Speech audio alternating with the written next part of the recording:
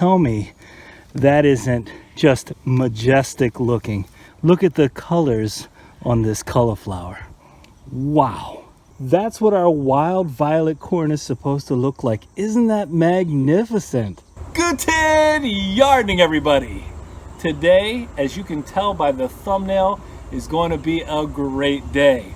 Today we're going to have our first major harvest of our growing season here in Zone 5, Wisconsin. So join me and let's get some of these vegetables out of the ground. All right, we're going to start here in our backyard in one of our 3x6 raised beds. And we've grown carrots in here before. We've also grown sweet potatoes in this bed, and peppers and eggplant and broccoli.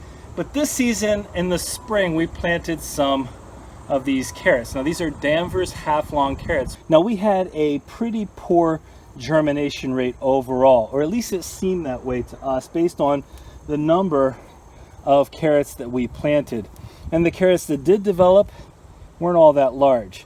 Well, I think the germination rate issue actually comes down to the fact that in the spring, when you plant carrots, you got to make sure that it stays, the soil during germination and even after germination stays pretty evenly damp.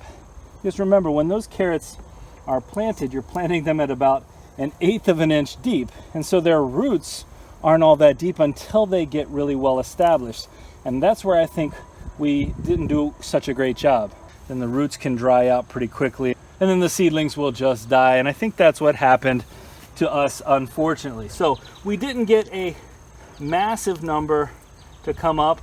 The other thing I would say that's important that'll get you a little bit better depth, there you go, that's a nice carrot, and more carrots like this instead of the shorter carrots, is making sure when you water that you give it a nice deep watering. So, you know, if you water down several inches, then the roots are going to have a reason to continue to grow down. If you always just do a superficial watering, then what's the point of the root itself developing downward when it wants to stay up where all of the water is? So that being said, that's something we have to improve on with our carrots next year. We're still getting some nice carrots out of here. Hey, as a side note, if you have pet rabbits, and we have 2 of them now that are providing us with some pretty nice fertilizer, you can feed them carrots occasionally, although there's a lot of natural sugar in carrots. But if you have some carrot greens left over and you don't plan to eat them in your salad or however you might eat them, then this is a great food for your rabbits. And that's where a lot of these are going to go. All right, from there we're going to move right behind our house to an area that's actually right up against the house, and that means that we don't really get full sun here until about mid-morning, maybe 11:30 onward. But this is the perfect area for some of our brassicas, especially our kohlrabi. Now most brassicas are cool weather crops, and kohlrabi is no exception. It doesn't really like to be directly in the heat of the summer. You can see the development on these. We're about 3.5 to 4 inches in diameter, and this is a variety called winter kohlrabi. And I see why it's called winter kohlrabi. Actually, all the seedlings that we planted, and this is one that we purchased from a greenhouse, but all of them developed nicely, pretty evenly, and they're all about this size. So we're going to harvest a whole bunch of these kohlrabi right now. And the way I'm harvesting our kohlrabi here, it's very simple. I'm actually just going to pull it up out of the ground. The soil's nice and soft because of all that rain. Now there are a couple of things I think you want to keep in mind when it comes to growing kohlrabi. First of all, this is not a giant variety, which means if we let it get much bigger than this, not only is the exterior going to become really hard, but the interior gets a woody taste. It loses a lot of that juicy kind of crunch that kohlrabi has. I also think kohlrabi is kind of interesting because a lot of times when I ask people if they like kohlrabi, they've never tried it, or they consider it to be maybe a little bit more of an exotic vegetable. But really, it's so similar to broccoli and very easy to grow. So if you're somebody who's struggled getting broccoli to form a really nice head, then maybe giving kohlrabi a try is just right for you.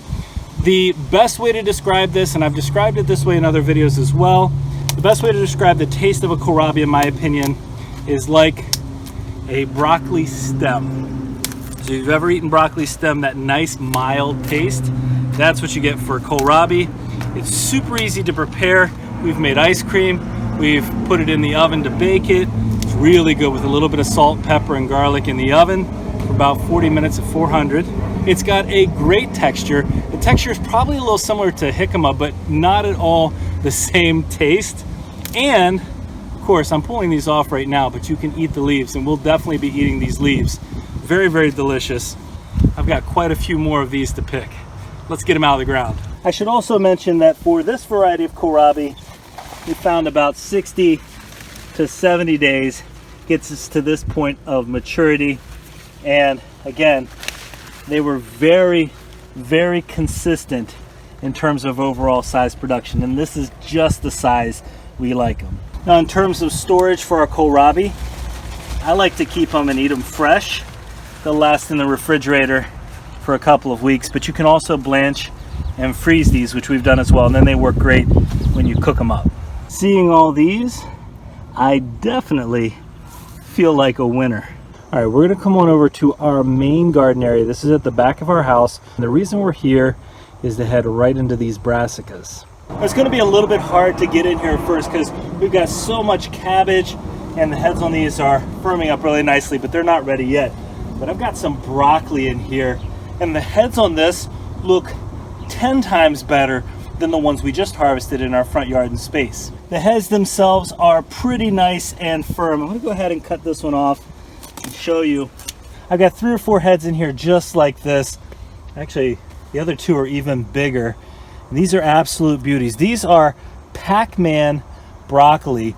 And Pac-Man broccoli is what we planted out front as well, but these look super healthy. And I'm gonna go ahead and pull this broccoli up because we need this space. These leaves look fantastic. We're gonna eat these leaves. All of this green we can save, we can blanch and freeze. So we're not just going to be taking advantage of that head. Now I've got some room to actually move around in here. I think our biggest head is right here in the back. You know, it's so interesting about this. This is grown in our native soil, and then we've got a nice couple inches of purple cow compost on top that's created these beautiful broccoli heads. And it's similar really in makeup to our front bed. So again, it could be just the fertilization, could be the difference in sun, because that front area is full sun, and this is less sunlight. But take a look at these. This is why we grow our broccoli, just for this. So I'm gonna go ahead, I'm gonna get these cut up. We eat some of them fresh just like this. I'll blanch and freeze the rest. It tastes really nice, as long as you don't overcook it.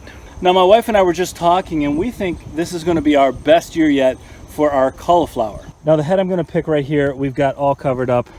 And I wanna show you this. This is just magnificent in my opinion. I'm gonna pull the leaves back now because we don't need them covering it up anymore. We've protected it from the sunlight. Take a look at that beauty. My hand right beside it for size comparison. That is a fantastic looking cauliflower. Now this is a 70-day variety, and it's called Amazing. So we have winter kohlrabi and now amazing cauliflower. Let me get this one cut up. We have really struggled with cauliflower in the past, but not this year. Oh, I cannot wait to try this out. We've got some recipes that now we have enough to actually try with them. What's your favorite cauliflower recipe? Let us know in the comments. Now that's not the only cauliflower we have. I'm gonna go ahead and harvest this one as well. Another beautiful, beautiful cauliflower in here. We've got a smaller one that's not quite ready yet. And then, wow. And then I'm gonna go out front and grab the other cauliflower out there that's looking really nice too. All right, if you're brand new to gardening, you know what? Even if you're not brand new to gardening, I want you to tell me the feeling you get when you harvest something like this. Now tell me, this isn't one of the most beautiful looking heads of cauliflower you've ever seen. Look at the purples. Let me get it up close. All right, I had to go ahead and cut some of the leaves off so you could see this. Tell me that isn't just majestic looking. Look at the colors on this cauliflower. Wow. All right, this I am super excited to show you because this is one of our vertical gardens, our DIY vertical gardens that's filled with hay. Well, at least it was filled with hay, but that hay is composting and it has sunk quite a bit. We have our sweet potatoes in the bottom, but up top we have this magnificent cucumber plant. So we have this black plastic spread the whole way around, so it's holding in that heat, and the cucumber is loving that. You can see Lots of little cucumbers coming in. But let's go up top so you can see down in here. It might be a little bit challenging to see just how far down. I have to reach my hand down there. It's probably about 18 or 20 inches down now that the hay has sunk. But if we look in here off to the side, you can see what I mean. These cucumbers are loving it in here. These two are ready to go. Here, let me go ahead and get this one picked off so you can see it. And there's another one just like it. Now, since this is our first year experimenting with this type of DIY tower, I think it's actually going to be our worst year.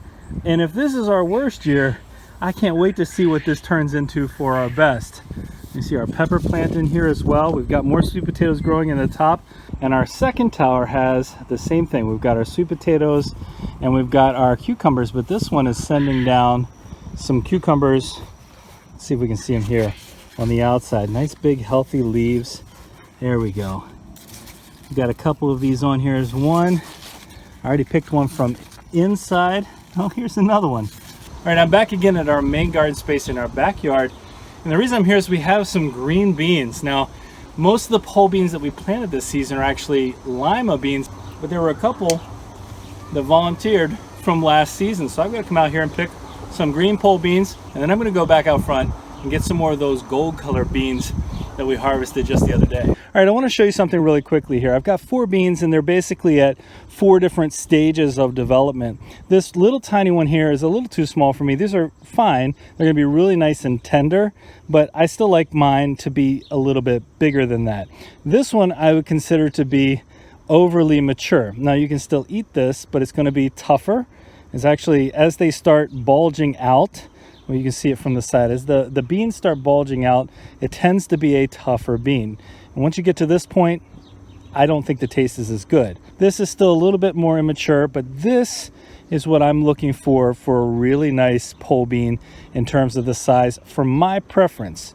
If you have a different preference, let us know in the comments. You know, it's really amazing to me that it's just now that the Japanese beetles are starting to attack this. We've had a season relatively free of those beetles. It's been a real blessing in my opinion. It's also kind of amazing to me that this whole thing that's spread out here, this is just one pole bean and it's giving us this much production. It's one of the reasons why people grow pole beans. They are really, really productive and they definitely produce longer than a bush bean.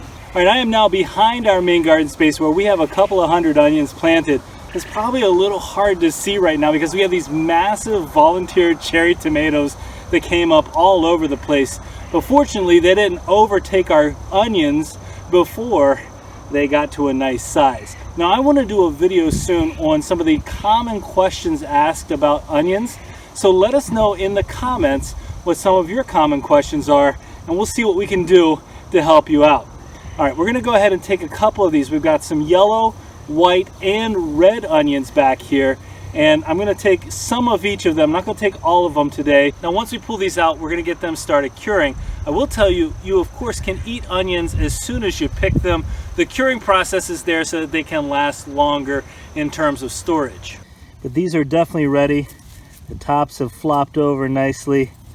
It's a nice sized onion right there. Now, if you're looking for healthy onions, these reds, the red onions, those are the healthiest variety of onions. Oh, look at this one. That is a really nice sized onion.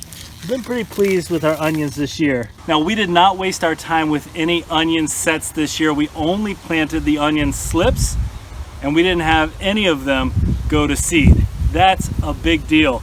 We highly recommend the slips instead of sets if you're going to grow onions. Speaking of onions going to seed, there are a couple of volunteer onions that came up this year. They went to seed, and the second year onions do that. I'm just going to pull one of these off here. The flower petals themselves are gone, but we're going to come along and put a bag to collect the seeds inside these pods. Here, I'll open this one up. It's not ready yet, and so it would dry out completely. But you see this? Look at that. Got 4 seeds, maybe a 5th one, I can't quite tell. 4 onion seeds. So if you're trying to grow your own onions, that's how you save the onion seeds right there. You got to let it dry out completely though. And there they go. Well, I've enjoyed every second of this harvest so far. I hope you have as well. but I want to add a little bit more color to what we've harvested. So I'm going to get a couple more things here. I've got some peppers out front that are now turning that nice bright red. And then I'm going to head over to our community garden quickly and grab some more of our corn. I talked about these red peppers a little bit in our most recent harvest video from our front yard and space. I love that color so much. I'm gonna grab 3 or 4 of these and add that to our harvest. All right, let's get in here, grab a couple more ears. There we go. Some more wheat lacoche. We've done a couple of videos on wheat lacoche. If you haven't checked those out, you should. If you've ever seen that stuff growing on your corn and didn't know you could eat it, you certainly can. We're going to harvest a couple of different varieties here.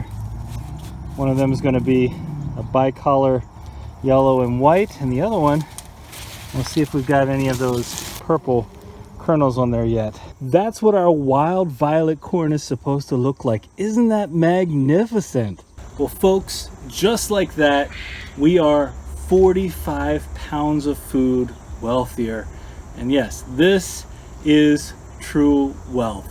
And as you know, the harvest is the easy part. Now we get to preserving all of these vegetables, but I'm super excited about what this start means for our upcoming winter months, because this is the beginning, and it's only the beginning of what we have to come out of our garden. And this is the payoff for all that work that we put in over the course of the summer.